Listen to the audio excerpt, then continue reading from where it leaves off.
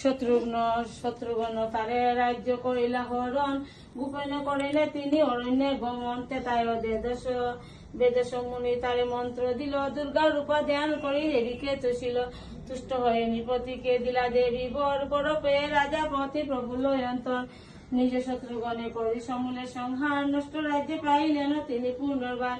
মঙ্গল চন্ডিকার রূপ করিয়া ধারণ, যেই লীলা করিলা দেবী শুনো এখন। সদাগর ছিল এক নাম ধনপতি, লোহনা কুল্লনা তার দুইটি যুবতী।